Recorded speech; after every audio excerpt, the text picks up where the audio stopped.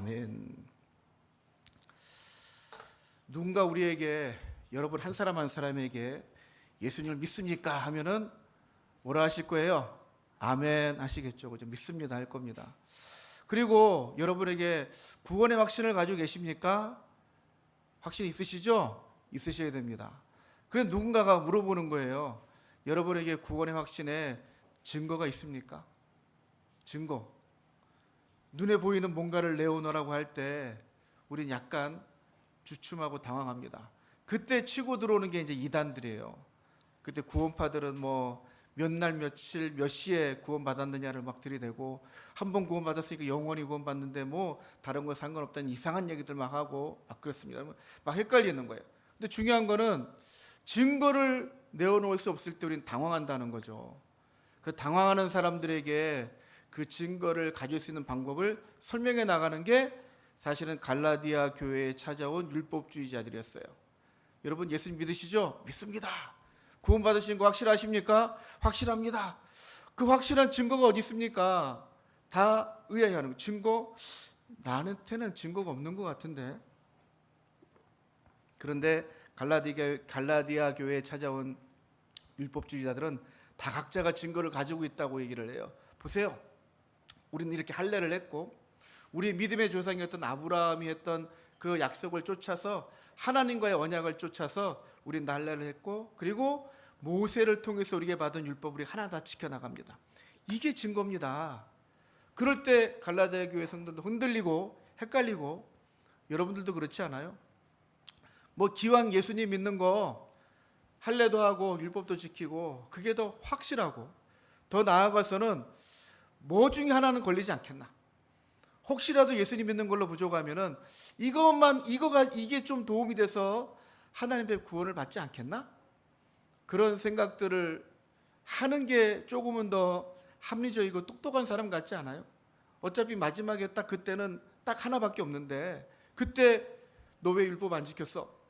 너 왜 할례 안 했어? 이러면 당황스러우니까 이것도 하고 저것도 하고 다 지켜놓으면은 그때 할 말이 있을 것 같으니까. 합리적이죠? 합리적입니다. 그런데 갈라디아서 전체 이야기가 사실은 우리 5장까지 올 때 이야기를 계속했습니다. 지겨우실 거예요. 그런데 여러분 귀에 못이 박히도록 들어야 됩니다. 그리고 흔들리지 않아야 됩니다.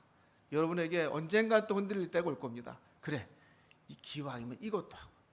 그러니까 뭐 연초되면은 막 절에 가고 막 그러는 거 아니에요? 절은 안 가더라도 뭐 철학관 가고 그러는 거 아니에요? 뭔가 좀 더 특별한 거 있나 물어보고. 자, 바울은 단호하게 이렇게 이야기합니다. 5장 1절입니다. 같이 읽습니다. 시작. 그리스도께서 우리를 자유하게 하려고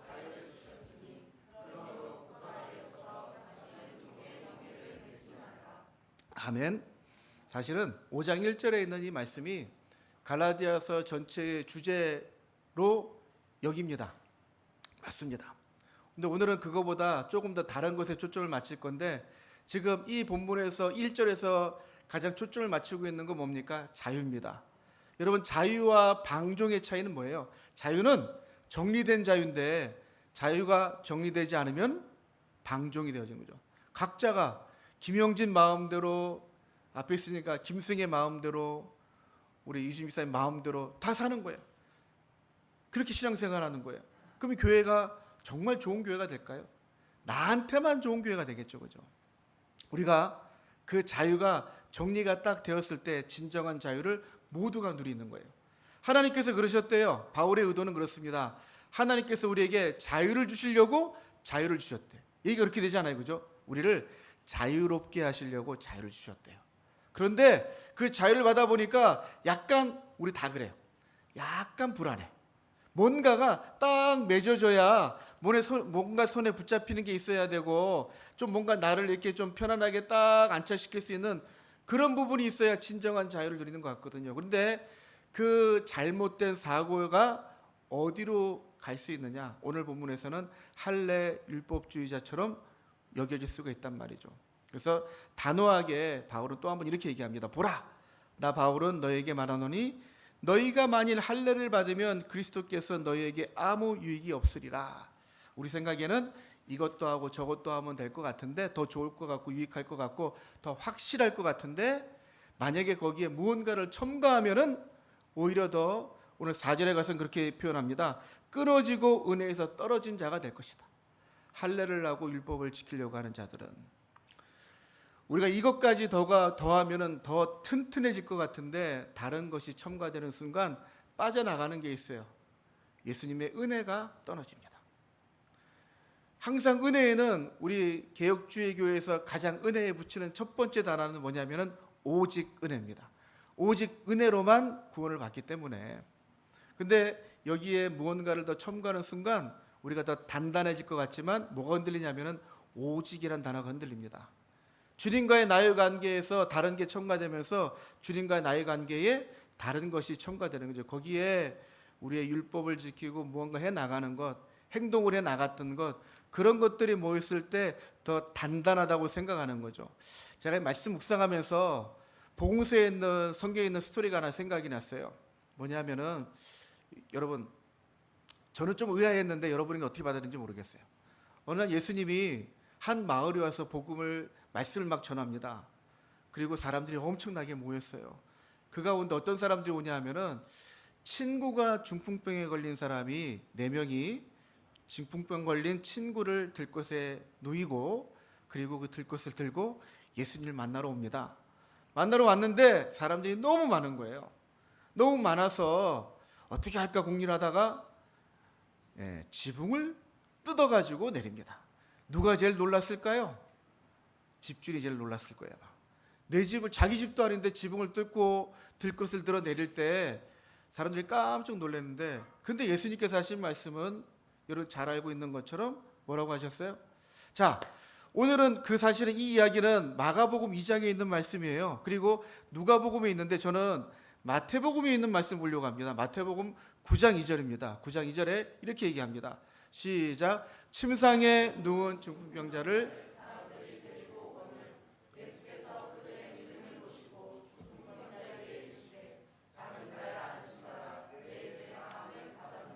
아멘.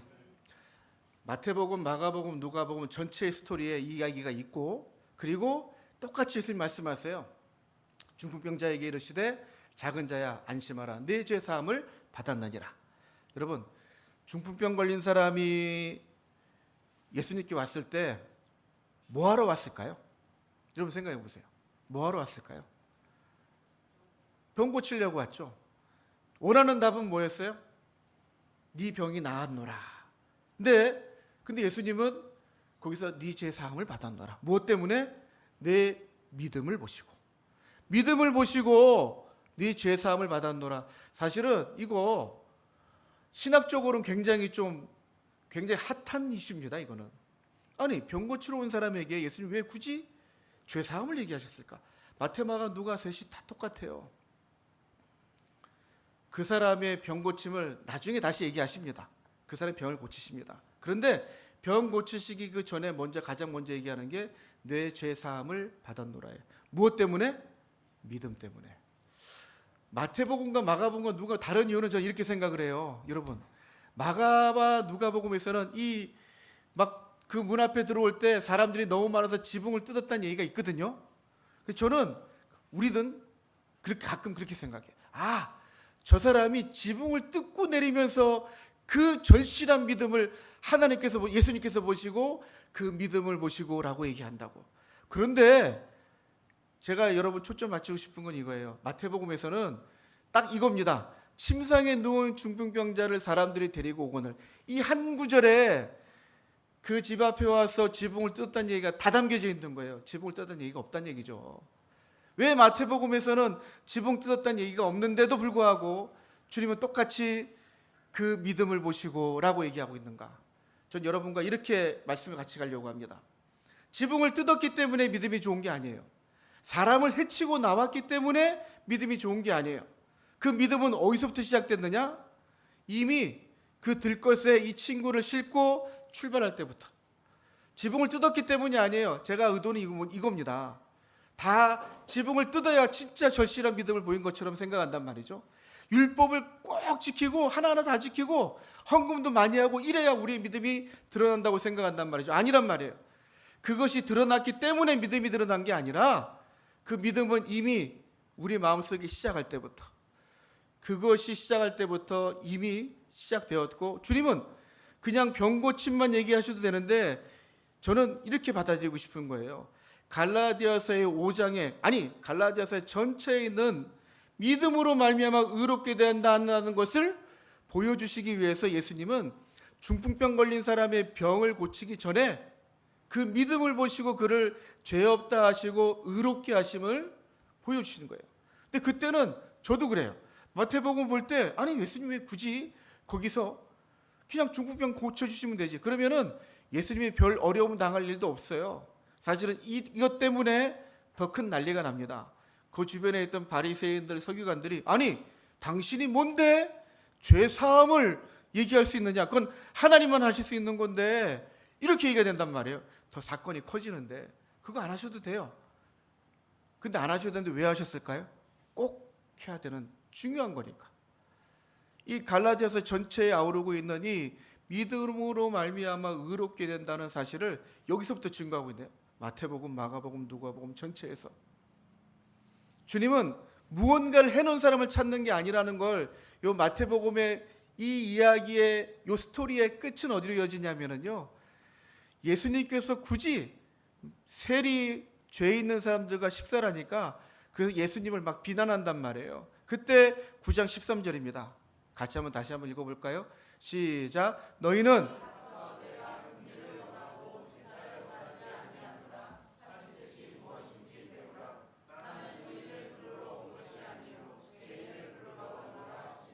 아멘. 율법 잘 지키고 할례하고 그런 사람을 부르러 오신 게 아니라 누굴 찾아오셨다고요? 죄인을 부르러 오셨다. 그런데 죄인이라고 바리새인들이 인정을 할까요? 아니요. 나는 가장 의로워. 왜? 우리들 가운데 가장 의롭고. 사실 바리새인들은 정말 의롭게 살았어요. 율법을 철저히 지키고 안식일 철저히 지킵니다. 기도 시간 매 시간 되면은 기도 시간 철저히 지킵니다.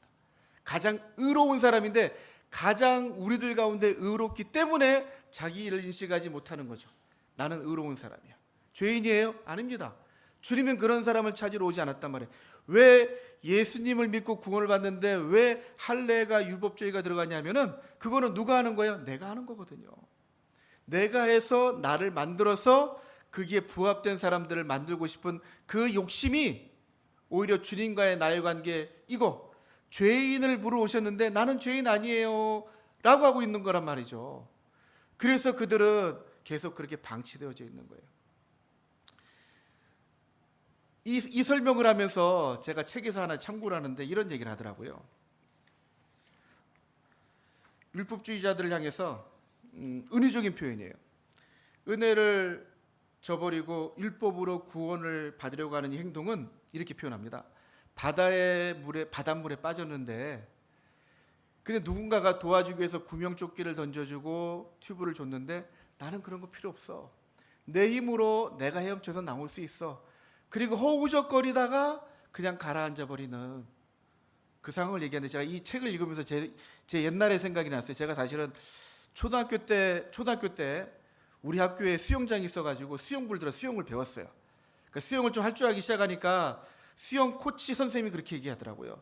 그 선생님은 이제 뭐 구조대 이런 일 하시는 분이에요. 이제 네가 수영 좀 하고 수 있다고 해서 누가 빠졌을 때 함부로 들어가면 안 돼. 그때는 항상 뭐 튜브나 구명조끼를 던져주고 그 사람이 나올 수 있도록 도와주는데 만약에 하나라도 들어가서 구조를 해야 된다면은 첫 번째 지켜야 될 원칙이 있대요. 뭔지 아세요? 그 사람이 물에 빠져서 허우적된다고 해서 바로 들어가서 그 사람 건지려고 하면은 같이 죽는데요. 이거 물에 빠져 보셨어요? 물에 빠지면은요, 나 살겠다고 막 허우적대다가 뭔가가 잡히면 그거 붙잡고 늘어집니다. 그러면 구조하러 온 사람도 같이 꼬르륵한대요. 그 뭘 기다리냐면은 그 사람이 힘이 빠질 때까지 기다리래. 더 이상 허우적거릴 수가 없어서 지쳐서 거의 실신에 있을 때 그때 들어가서 이런 배워보신 적 있으세요? 뭐 목을 잡고기도 하지만은 어딜 잡고? 머리채를 잡고 끌고 오라더라. 그렇게 끌고 오는 게 제일 안전하대. 그러니까 첫 번째 원칙은 그 사람이 힘이 다 빠질 때까지. 그 사람 힘이 남아 있을 때는 그 힘 때문에 옆에 있는 사람까지 다 같이 죽는단 말이에요. 그 이야기가 생각나는데 그런 생각이 드는 거죠. 내 힘으로 할 수 있겠다는 그 생각 때문에 이 율법주의자들이 갈라디아 교회 성도들도 자꾸 늘어지고 주변에 있는 모든 사람들을 마치 자기가 잘하고 있는 것을 자랑하면서 같이 함몰되어져 가는 그런 모습이 다 율법주의자들이 그렇게 살아왔다고. 근데 그 이야기들이 우리 안에 확신이 없으면은 이야기 흔들린단 말이죠. 그 확신을 여러분 어디서 가져올 수 있을까요? 여러분에게 누군가가 여러분에게 구원의 증거를 보여주세요 할 때 여러분이 보여줄 수 있는 그 증거, 오늘 본문 안에서는 이렇게 얘기합니다. 자, 5절에 보면은요, 우리에게 뭔가 다른 게 있대요. 뭐가 있냐면은 자, 뭐가 먼저인 것 같아요? 5절을 같이 한번 읽어봅니다. 시작. 우리가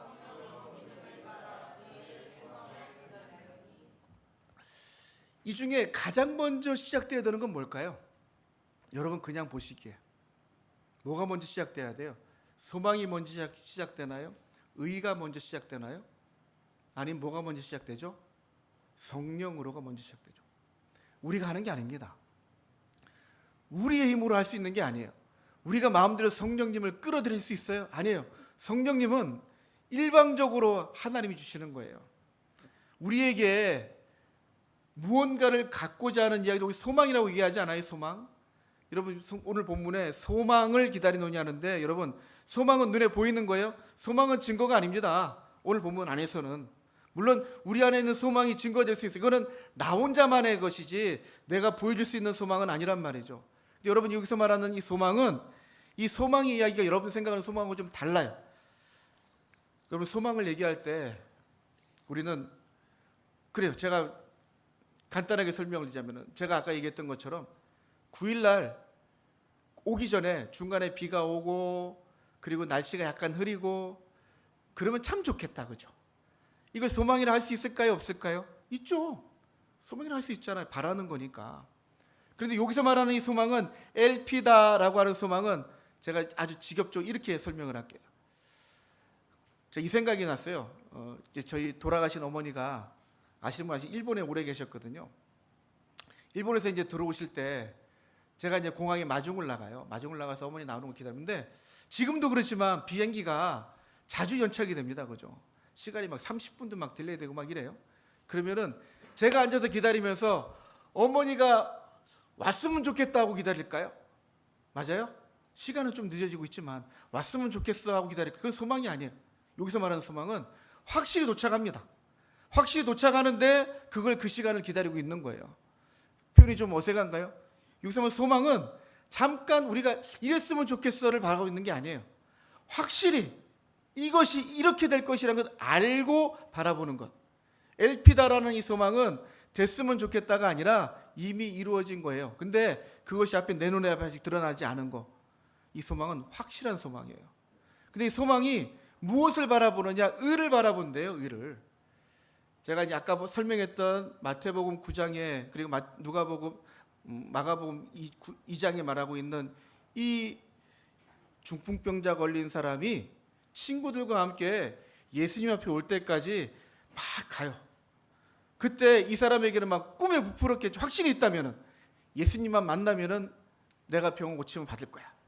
이거는 전 소망이라고 표현하고 싶어요.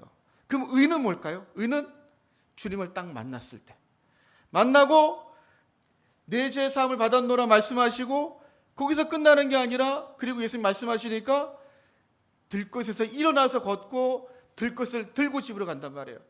의는, 여기서 말하는 의는 바로 이런 거예요. 하나님을 만남으로 인해서 우리에게 일어나는 영광, 하나님의 영광, 그거를 바라보는데 확실한 소망을 가지고 바라본단 말이에요. 그런데 그것을 우리 마음대로는 돼. 우리 마음대로 확신이 생겨요? 안 생겨요. 그 확신을 누가 주신다고요? 성령님이 주신다고요. 성령님이 주신 소망의 확신을 가지고 있기 때문에 그것을 가지고 믿음으로 바라보면서 걸어가는 거예요. 그럼 증거는 뭐냐? 증거는 6절에 나옵니다. 그 증거는 6절에 이렇게 표현하잖아요. 할례나 무할례나 효력이 없으되, 효력이 없다는 건 아무런 효과가 없다는 거예요. 할례 무할례, 여기서 말하는 할례 무할례는 율법도 다 포함이 되겠죠? 모든 것들이 효과가 없다. 아무런 힘을 쓸 수 없다. 근데 확실하게 드러나는 것, 그리스도 안에서 확실하게 드러나는 것이 있는데 그게 뭐라고 설명하고 있습니까? 오늘 말씀의 제목입니다. 사랑으로서 역사하는 믿음. 자, 여기 오늘 누가 있으셔야 되는데 이거 국어 공부입니다. 자, 여기 오늘 본문 안에 6절에 있는 말씀 안에 믿음이 있고 사랑이 있어요. 믿음이 일으켜서 믿음이 일으켜서 사랑을 일으키나요? 아니면 사랑이 믿음을 일으키나요? 오늘 본문 안에 있는 내용이 약간 문장이 좀 어렵죠? 그러니까 신약성은 이래서 어려워요. 근데 의도는 분명히 있어요. 무엇이 무엇을 이끌어갑니까? 사랑이 믿음을 이끌고 갑니까? 아니죠. 사랑으로서 만약에 사랑과 믿음만 딱 있다면 헷갈릴 수 있는데 중간에 뭐가 있어요? 역사. 이 역사를 누가 하느냐? 역사를 누가 해요? 사랑이 역사하는 거예요? 아니요. 믿음이 역사에서 사랑을 일으킵니다. 사랑만이 그리스도 안에서 드러날 증거인데 그 사랑은 어떻게 시작되느냐? 믿음이 이를 위해서 일으키는 게 사랑이란 말이에요. 정리가 되세요? 믿음이 원동력이 되어서 사랑이 창출되어집니다. 그리스도 안에서 우리 안에 드러나야 될 구원의 증거는 뭐다? 믿음이 아니라 믿음을 통해서 드러나는 사랑이어야 된다는 거죠. 사랑. 예수님께서 그렇게 말씀하십니다. 우리들에게 가장 여러분들이 지켜야 될 율법을 누가복음입니다. 누가복음 10장 27절 같이 읽어봅니다. 시작.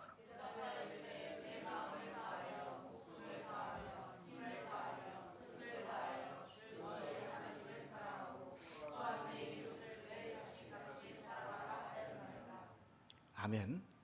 자, 하나님을 사랑하고 또한 내 이웃을 내 자신과 같이 사랑하라 하셨느니라. 이게 우리에게 주시는 주님의 가장 큰 강령입니다. 말씀을 지키는 것 중요합니다. 우리 안에 믿음이 있다는 것에 대한 표현들이 어떻게 드러나는 것이 가장 자연스러운 것인가? 예수님을 알게 됩니다. 믿음이 시작하기 전에 예수님 알아야 돼요. 예수님 알고 보니까 예수님 우리를 너무 사랑하셨네. 사랑하셔서 당신의 생명까지 내어줄 만큼 우리를 사랑하셨네. 근데 말로만이 아니라 행동으로 우리를 구원하시려고 당신이 죽으신 거예요. 그리고 우리에게 그 영원한 생명을 주셨어요. 기쁘잖아요. 그리고 너무 감사하잖아요. 그 기쁨과 감사가 우리에게 채워질 때 그것은 사랑이 아니면 해결될 수 없는 것이기 때문에 그 사랑을 깊이 깨닫습니다. 그 사랑을 가지고 우리가 살아가면서 일을 하다 보면은 사람들이 할 수 없는 일들을 하기 시작해요. 사람들이 할 수 없는 놀라운 이적들이 일어나요. 여러분 주변에 그런 일들이 일어나지 않았나요? 제 생각에 분명히 일어나고 있었고 여러분들을 통해서도 그런 일들이 일어난 적이 있습니다. 근데 우리가 그걸 자꾸 잊어버리는 거예요. 그런데 성경은 그렇게 얘기해요. 그 표가 나지 않으면 저는 그거 가짜라고 생각하거든요. 성경은 이렇게 얘기합니다. 자, 마태복음 7장입니다.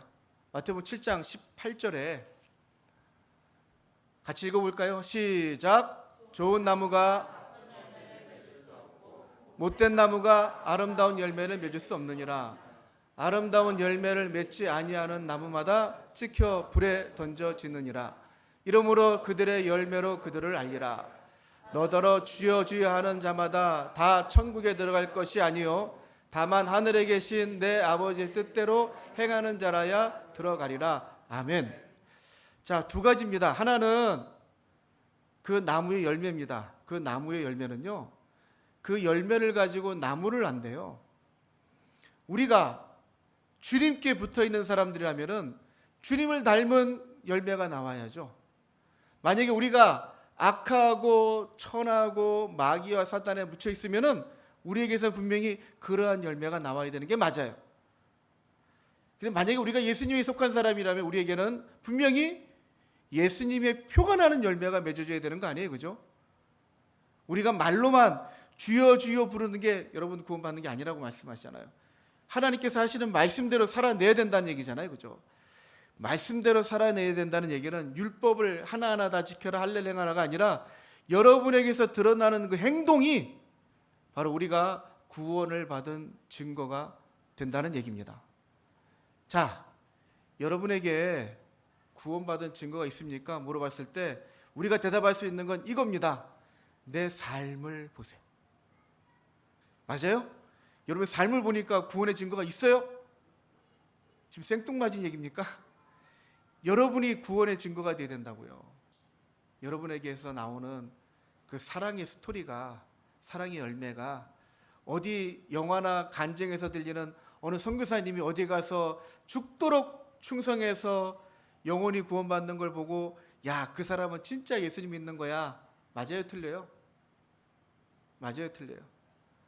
그것도 맞지만 여러분 그게 정답은 아닙니다. 여러분들이 살면서 드러나는 사랑의 모습들이 있다면 저 여러분에게는 아직 구원의 증거가 있는 것인데, 누군가가 요즘 그런 시대잖아요. 야, 예수 믿는 사람이 교회가 너무, 용서하십시오, 교회가 썩었어. 또 교회가 뭐 기독교가 아니라 무슨 독교라고 해요? 그런 얘기들 듣는 이유는 우리들의 삶이 틀렸기 때문이에요. 달리 말하면 오늘 본문으로 다시 얘기하자면은 이런 거 아닙니까? 우리에게 그런 모습만 비춰준다면 우리는 구원받은 백성들이 아닌 거예요. 잘못된 거죠. 그런데 우리는 율법을 지키면서 무언가 할례를 하면서 무언가를 가지고 있는 게 확실하다고 생각해요. 헌금 많이 하고 주일 예배 잘 지키고 그러면 구원의 증거가 있다고 생각해요. 그게 증거가 아닌, 표는 날 수 있지만 그건 증거가 아니에요. 그거는 우리가 당연히 해야 되는 하나의 의무적인 것으로 여러분들 다 보고 있잖아요. 의무가 아닌 정말 내게 공급되어지는 하나님께서 나에게 보여주시는 그 사랑 때문에 내가 하고 있는 무언가가 이게 진짜 사랑이냐고요. 사랑이 없이 여러분들 하는 모든 것들은 그거 가짜입니다. 성경에서 말하는 것은 가짜예요. 사랑이 없이 하는 건 그건 다 가짜예요. 여러분 진짜 사랑은요, 여러분 그렇잖아요. 누군가 내가 엄청나게 부자인데 어떤 여자가 나한테 와서, 용서하십시오, 어떤 여자가 저한테 와서 사랑해요, 김영진 씨와 결혼하고 싶어요. 그 재물 때문에. 그거 진짜 사랑이에요? 재물을 갖고 싶은 욕심이잖아요. 사랑이 아닌 욕심입니다. 그죠? 진짜 사랑은 이런 거예요. 제가 요새가 아니라 제가 늘 솔직히 얘기하잖아요. 제가 항상 한 시즌에 드라마 하나를 꼭 봅니다. 집중해서 봅니다. 대사 하나하나까지. 저 그래서 대사가 많은 드라마를 좋아해요. 그런 가운데 얼마 전에 봤던 드라마에 이런 아주 많이 나오는 스토리가 하나 있어요. 나이가 중년쯤 되면은 요즘 뭘 많이 해요? 결혼, 황혼이혼. 장님 얘기하시는 거 아니에요? 아니 근데 왜 그런 얘기 왜 자꾸 나오냐고. 근데 모든 대부분의 드라마에 꼭 그런 얘기가 나오더라고요. 그래서 꼭 나이 드신 분들, 특히 이 나이 드신 어머니들한테 나도 한번 해볼까 하는 마음을 막 불어 넣어주는 것 같아요. 이거 굉장히 불건전한 드라마예요. 그래서 막 이혼을 조장하고 막 혼자 독립하는 걸 막 조장하는 거, 이거 좋지 않은 드라마. 근데 드라마마다 그런 얘기 많이 나오더라고요. 그런데 한 드라마에서, 건전한 드라마는 이런 것 같아요. 어느 날 갑자기 무슨 일이 생깁니다. 결혼하려고 막 먹었는데 남자가 다리를 다쳐요. 발목이 부러져 버렸네. 차마 발목 부러진 남자한테 이혼하자고 할 수가 없으니까 그거 나을 때까지만 내가 좀 도와줘야겠다, 살아요. 그런데 그렇게 끝나면 드라마가 아니잖아요.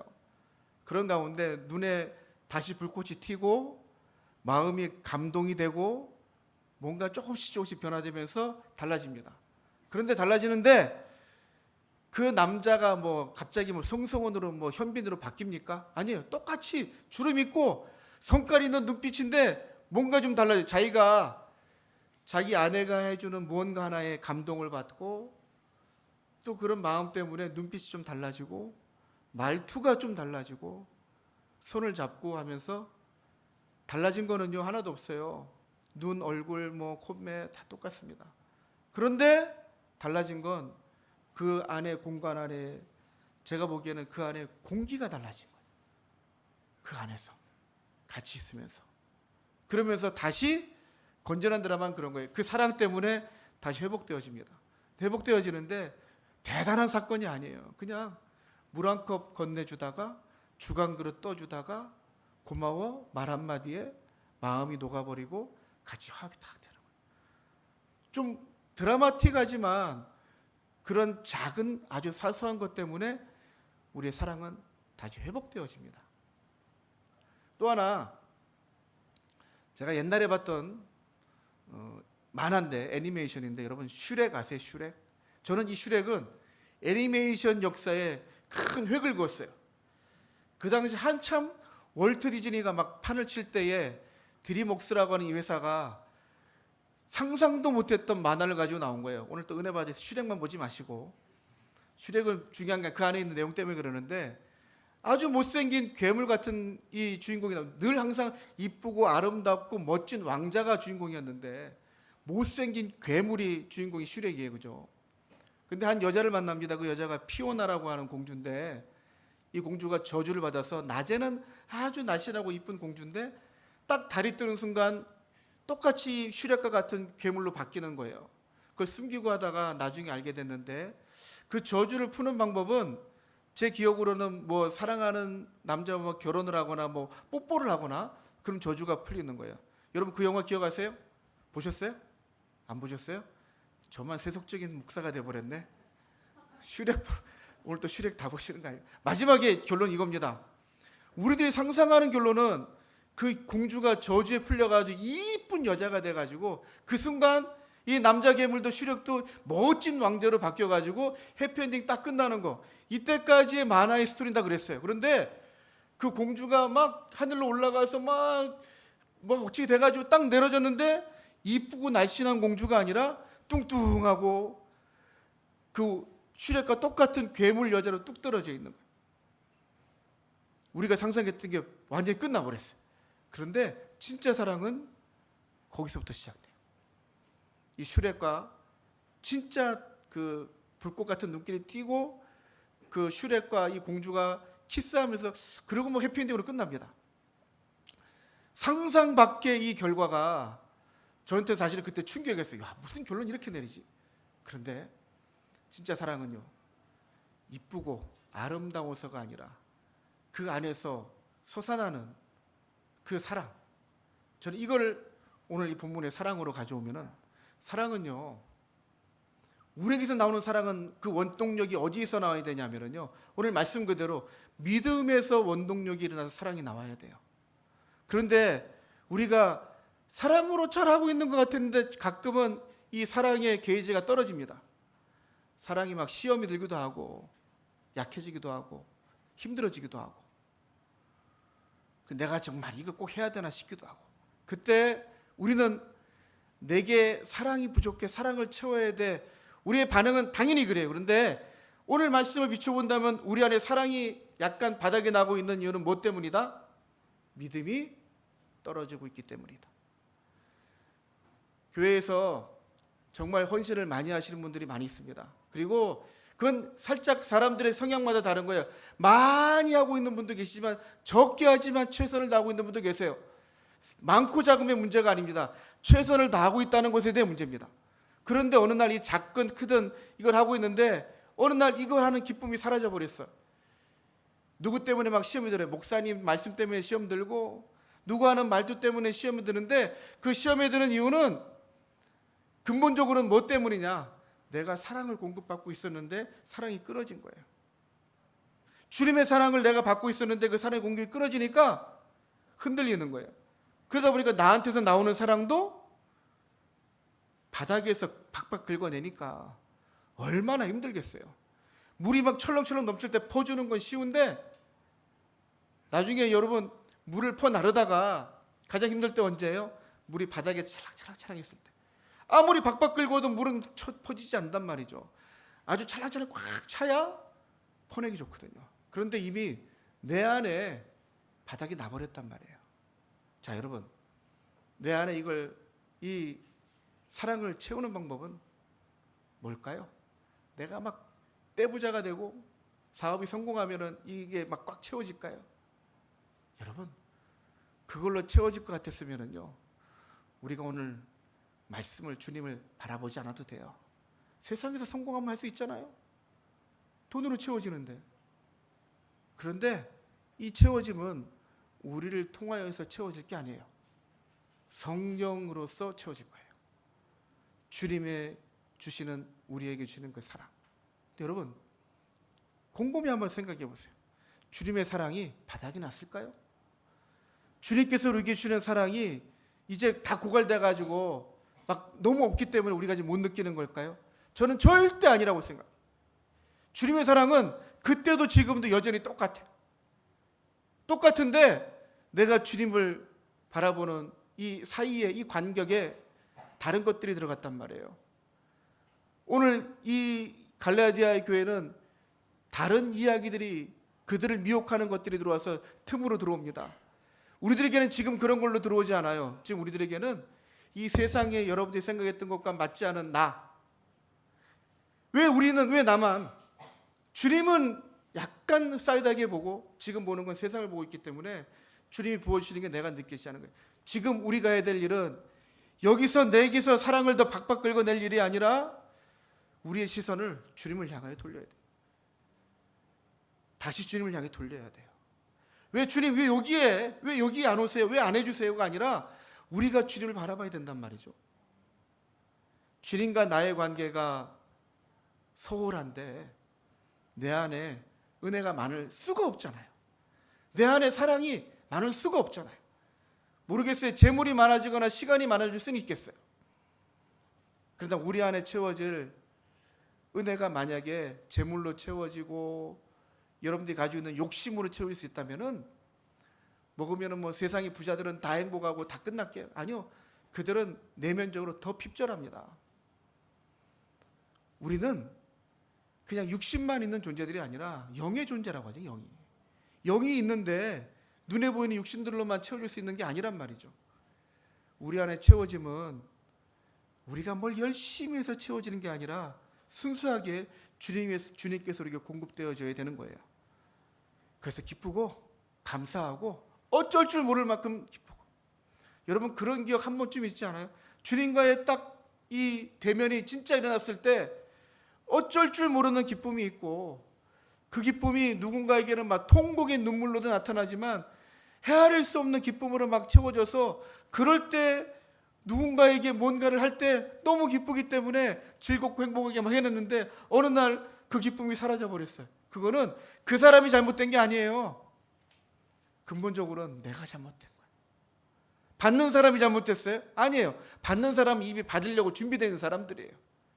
그 사람이 변화되고 달라지는 건 한참 후에 나중에 어떤 일이 나서 일어날 일이고, 지금은 나를 통해서 일하신 하나님을 보는 거예요. 그게 사랑으로서 역사하는 믿음, 내게 있는 믿음으로 드러나는 사랑. 그것 때문에 누군가에게는 교회는 이런 거구나, 예수님 믿는 건 이런 거구나, 예수님의 사랑이 이런 거구나 하고 보여지는 거란 말이죠.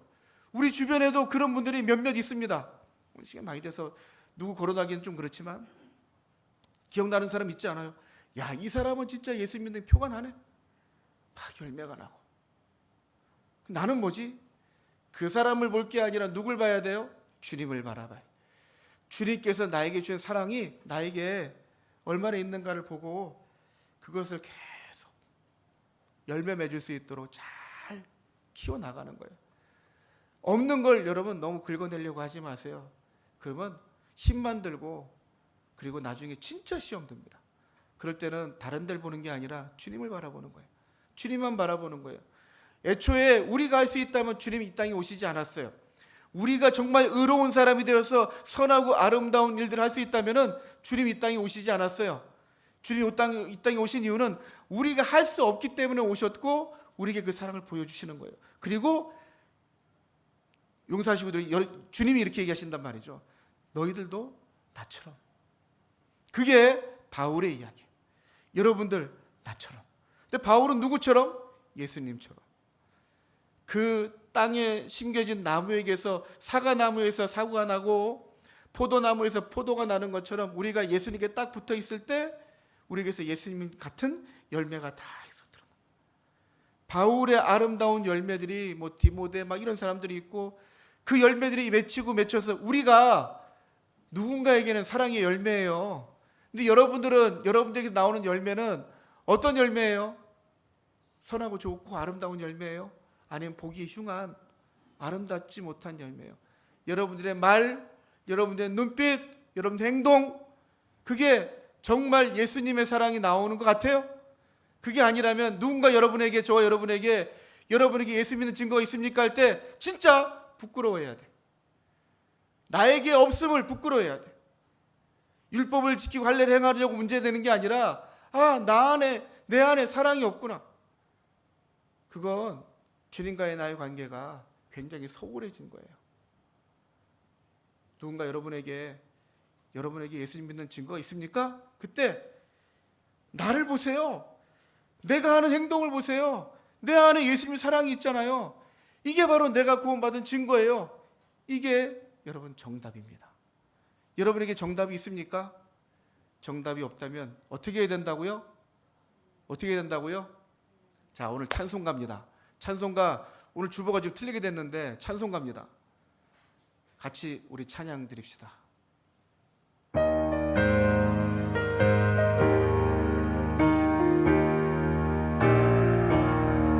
예수 앞에 나오며 죄사함 받으며 주의 품에 안기어 편히 쉬리라.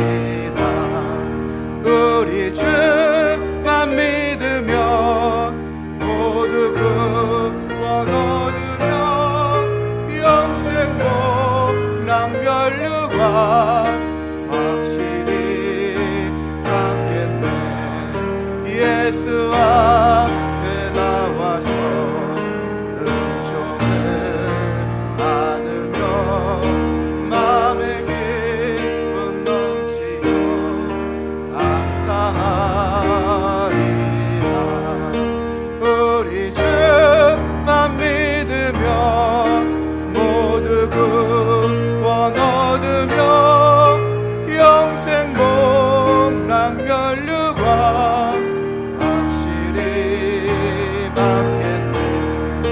예수 앞에 설 때에 이곳을 입으며 알고 빛난 내 집에 길이 살리라.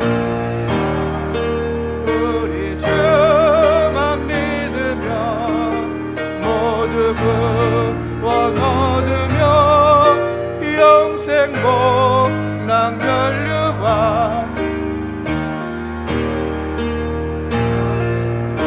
여러분, 정답이 뭡니까?